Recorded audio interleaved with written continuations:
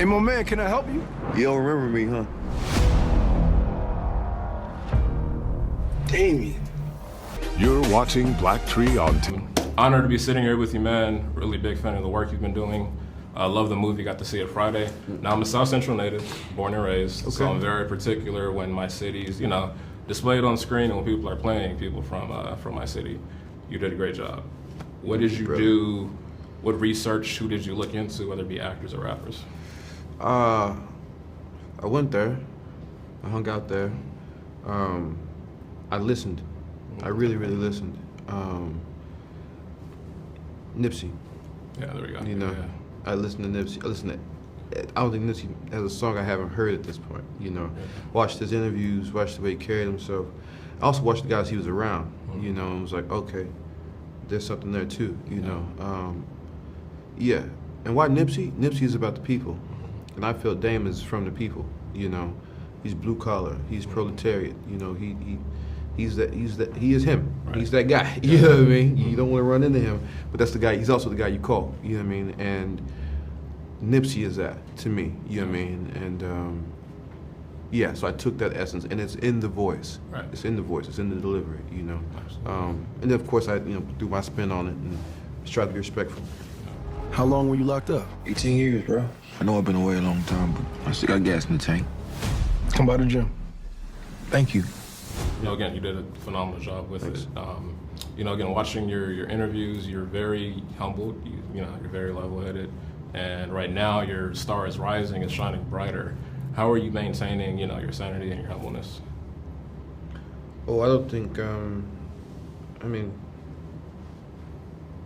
Today me, tomorrow you.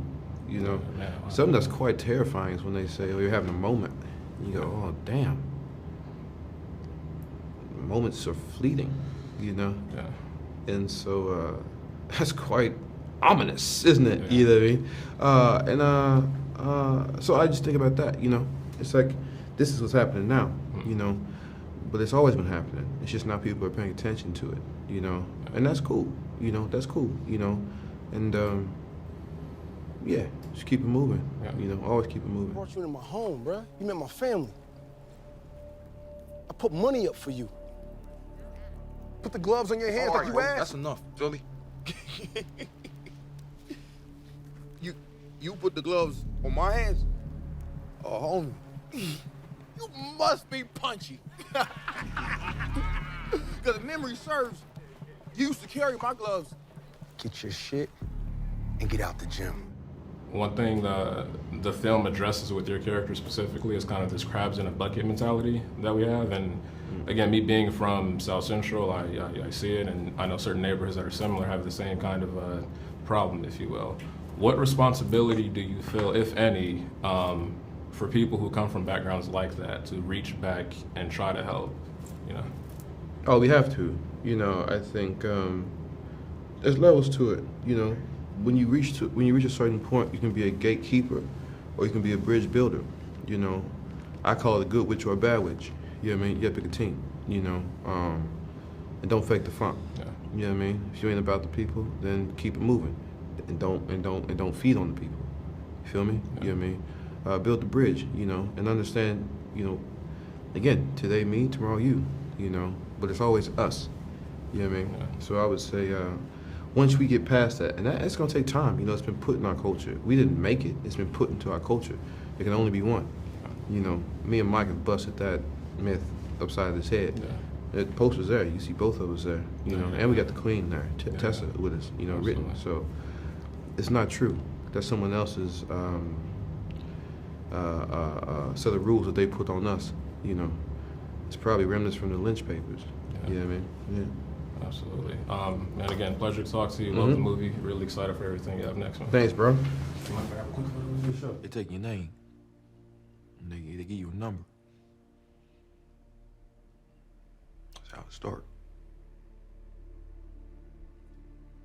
I was the best, though. Yeah, you were. I was, bro. But I never got a chance to prove that. Look, all I'm saying, bro, if Apollo Creed could take a chance on some underdog, why can't you? watching Black Tree on TV. Jalen Coleman, Black Tree TV. So, I saw the film Friday, man.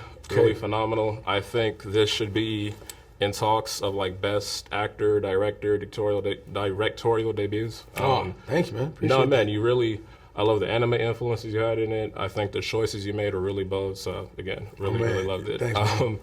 I feel like people often forget that you were a child actor first. Okay. And you know, like a lot of times child actors kind of go off the rails, unfortunately. But you maintained your sanity. Not only that, your star just gets bigger and bigger, but you're still, you're still humble and you're still, still you. What do you attribute that to? My family. Yeah, I think just how I was raised and just kind of, yeah, man, and gradually, I guess, learning and growing. I didn't get everything too fast. I think it was just something that I just kind of always been from stepping stone to stepping stone, just always been curious and wanting to evolve and grow and learn, So, yeah, but I think my parents kind of like gave me a nice little foundation. That's good. That always helps. That helps. The film deals with, and even the Killmonger role, deals with black rage that we have, as black men, that is justified rage, but we can't really address or have a healthy outlet for at times.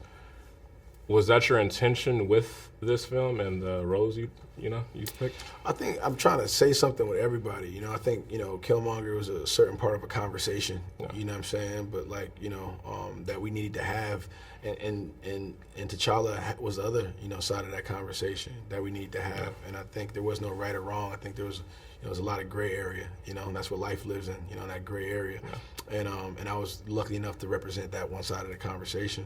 I feel like, with this character, Adonis, he represents something else, and wanting to, and Damian does as well. Yeah. And the idea around systems and, nature versus nurture, and what does that look like, with one of our heroes? How is he challenged in a real way? What does childhood trauma look like for us? What does toxic masculinity look like for us? What does, being emotional and vulnerable and talking, what does that look like? Yeah. And, having that black experience and understanding what that is, and to organically, naturally put it in the story where it makes sense.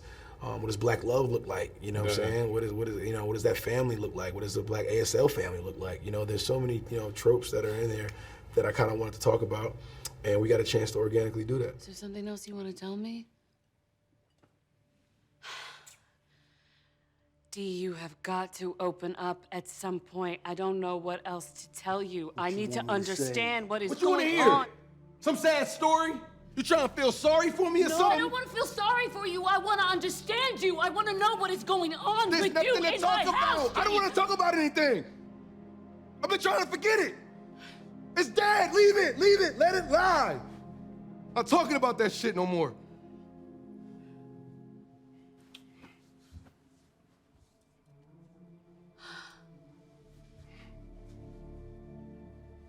You figure out your shit, Dee. Because what cannot happen is her seeing you like this. Do you understand?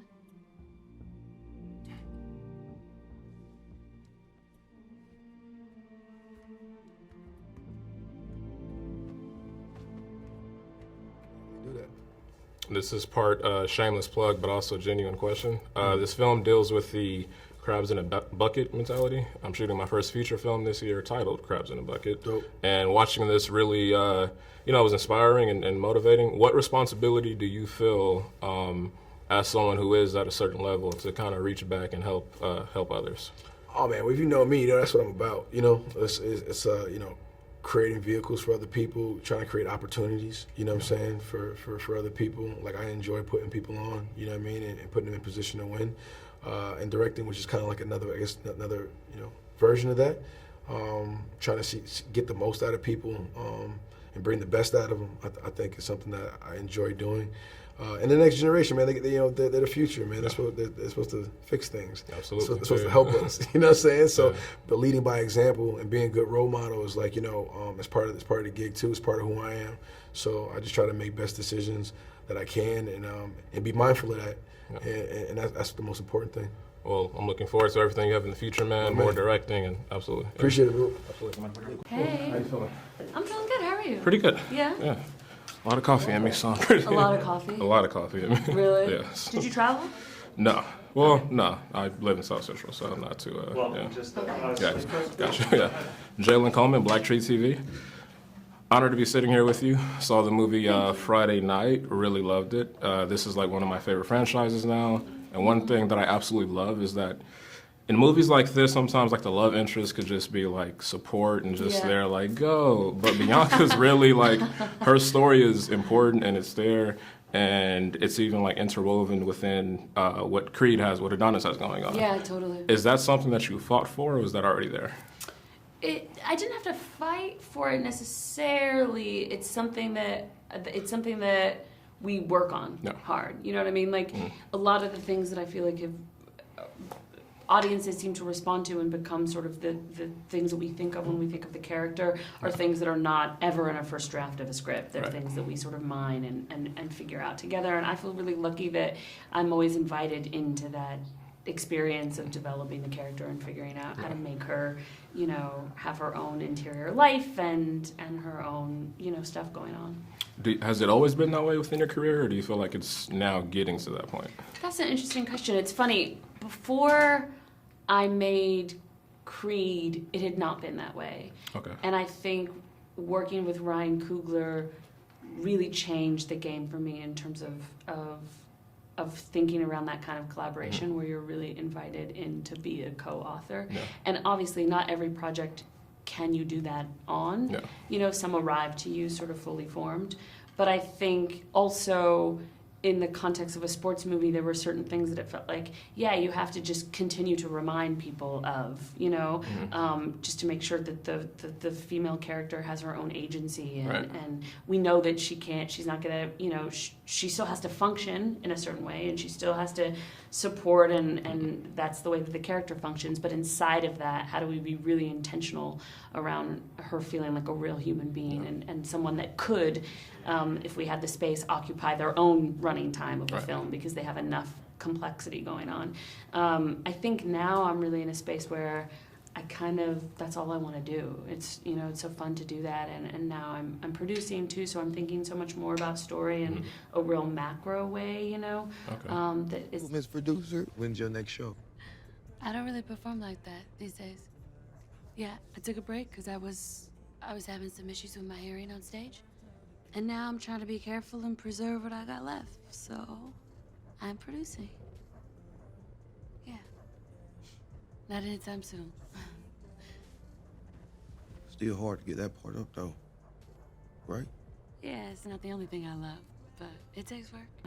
Well, you know, obviously Michael directing this project and you now getting into producing, is there any aspirations for you to get into directing as well? Yeah, there is. Yeah, okay, cool, yeah, hopefully we get to see that soon. Is there, the film deals with something that, you know, I hear a lot of people say with the crabs in a bucket mentality.